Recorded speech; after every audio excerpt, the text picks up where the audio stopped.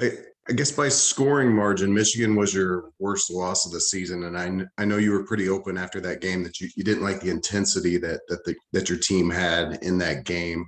I guess is that something you guys have been talking about openly this week that you just didn't bring it that game?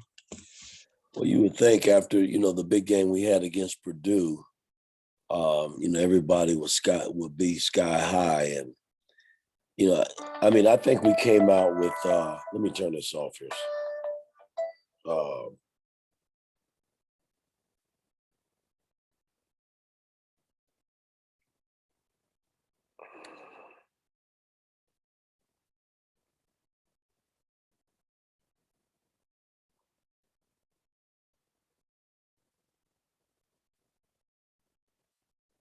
I think we came out with great intentions, to play hard, but we just didn't sustain it. After watching the film again, we did nothing right in that game. I mean, on both ends of the floor, our defensive coverages were awful, and it was one of those games where I just thought we didn't we didn't show up to play, and they took advantage of it on both ends of the floor.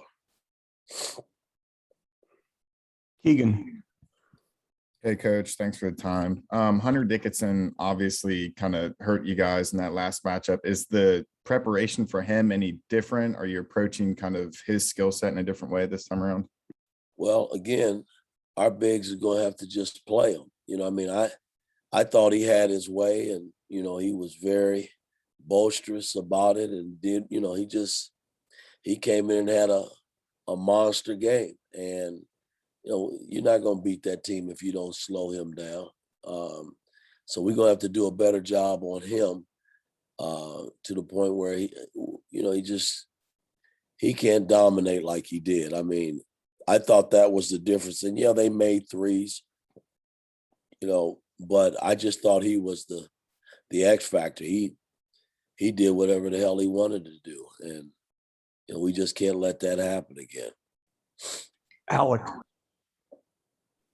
Hey, Coach. Again, when you kind of look back at that first matchup, was there anything that you can really take away from that and say kind of, hey, we did X, Y, and Z okay, and we can build off of that? Or do you kind of flush the tape and move on and take this as a new game?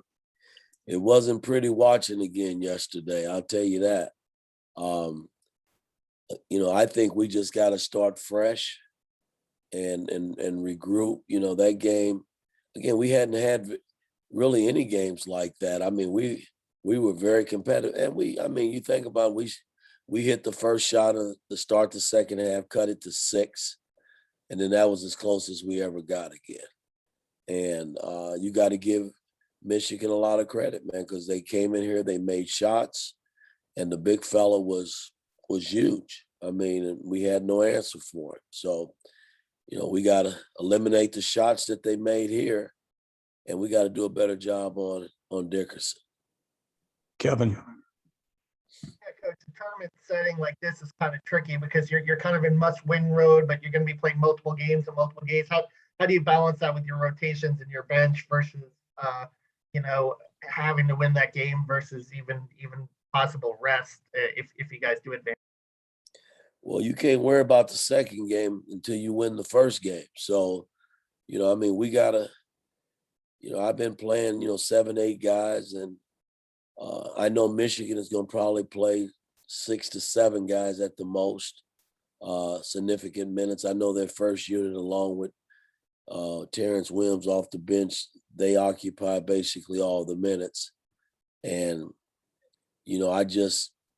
when I go to the bench, I got to make sure that we're doing what we have to do, because in these tournaments, just in Big Ten play alone, you can be down 4 or 5 points, and that can turn into 10, 12 points right away if you don't have, key players on the floor. So, I just got to watch that closely and see where we are.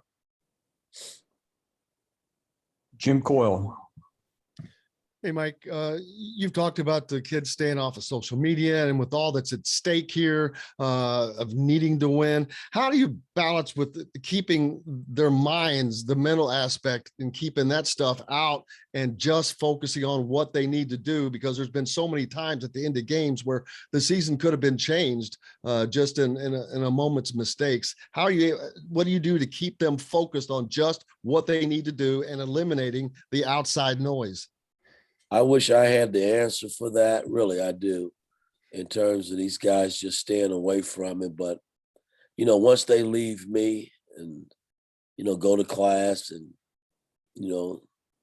spend time with their friends and teammates, once they're away from the arena, the gym, social media plays a major role, man. And, you can't control it. And all I can do is when they're here, talk to them about it, try to push them in the right direction in terms of, what's in front of us, what's staring us in the face, because at the end of the day, we got to win.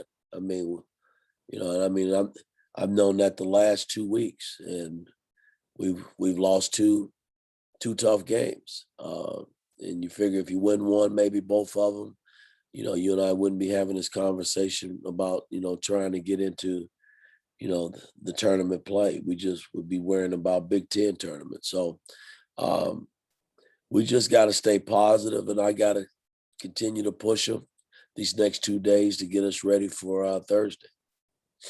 Zach.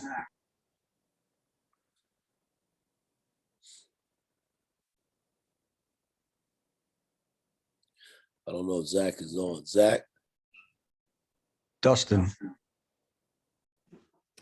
Hey, Mike, what's the adjustment been like for you going from the NBA to college basketball in terms of the timeout situation? Obviously, you're used to having more in the NBA, but probably not as used to as many kind of predetermined media timeouts. Just what's that been like determining when you want to save one, when you want to use one to stop a run?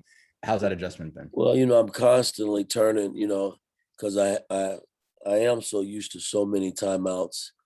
And, the other night I used them all because, I was trying to kill the run and I ran out of timeouts. And, but a place like Purdue, I don't regret what I did because shit, they made, it gets crazy in there, and we could have easily gone from 10 to 20 easily, in that building. So,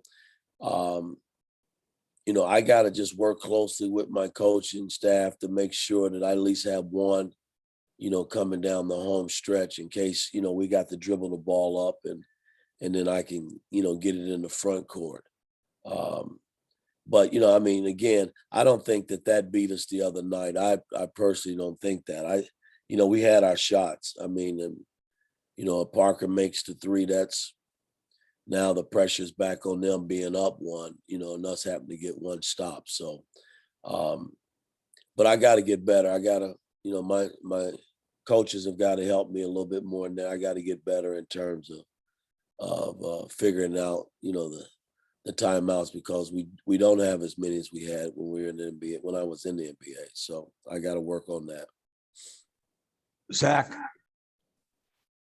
Coach, sorry, my internet crapped out for a second. So if somebody asked this already, I apologize. But I think Trey stretched and warmed up on Saturday. Obviously, he didn't play, but as you prepare for a team like Michigan that can challenge you from sort of those wing spots, those hybrid spots, do you think he might be available? How important do you think he would be, especially defensively, if he was available?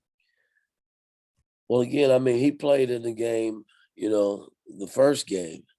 And, I just didn't think any of our guys played great in that game. We were just, we were awful, I thought.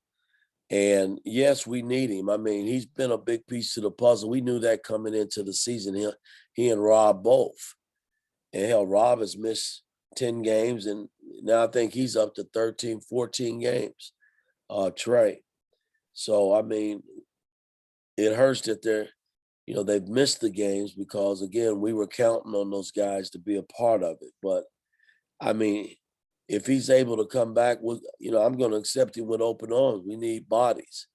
And, he's been pretty good, when he's been in uniform and on the floor for us. So, but I don't know if he's even going to come back. I'm gonna be honest with you guys. I mean, he hasn't really been able to practice, and so again, my theme has always been is the next guy's got to be ready to play. That's all we can do at this point.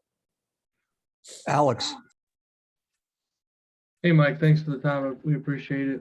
Curious, you've coached basketball for a long time at the highest level, and you've talked a lot this season about getting these guys over the hump, teaching them how to win. What is there like one or two things you can point to late in games that's not happening that needs to happen, or is it just as simple as not making a shot when you're open or a turnover? Is there something you can point to specifically you think that maybe is holding these guys back?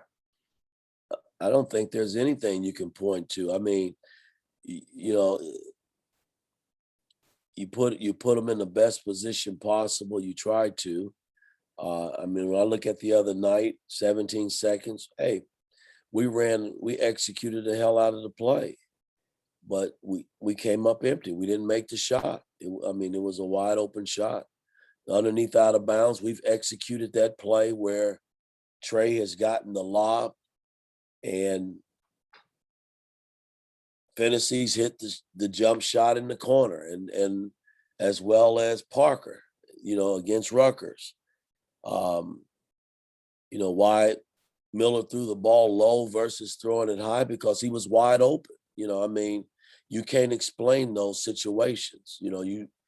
As a coach, you go through it with them just like they experience it. And I think when you start consistently finishing plays like that and the win comes behind it, then it becomes natural. We've just had so many miscues coming down the home stretch. Ohio State, we leave a guy open under the bucket, Well, we don't teach that, but hell, it happened. And that was probably the biggest play of that game. I mean, you can name them all. And if you win those games, then, they're in a good place mentally in terms of moving forward each time they're in that position. And we haven't won them. So, we keep making some of the same mistakes or missing some wide open shots that, other teams seem to make against us. So, I mean, it's just one of those things. We just got to keep working our way through it. Last question, Mike Schumann. Yeah, Coach, that approach you went to offensively against Purdue with, just kind of just spreading things out, putting the ball in X's hands and letting him create off high ball screens. Is that something that's translatable down the road here where you can, go with that approach, or is that going to be a game by game thing? Well, again, guys, if you watch my New York teams, that's kind of how we played. But I had multiple guys that can handle the ball and play pick and roll basketball. And it's probably the first time since I've been here with our offense, we've been able to open the floor up like that, because I saw something based on what, Painter and them were doing defensively. But you still got to be able to make shots behind opening the floor. And you got to be able to throw the lob, which we were able to do in getting, Trey some dunks or layups in that regard. I mean, when you open the floor up, there's a lot of things that come into play based on how the defense is playing. I mean, everybody plays it pretty much in college, but I hadn't gone to it that much because, we just weren't, a lot of teams just sit in, and Purdue they tag from the backside and their bigs just stay in the paint.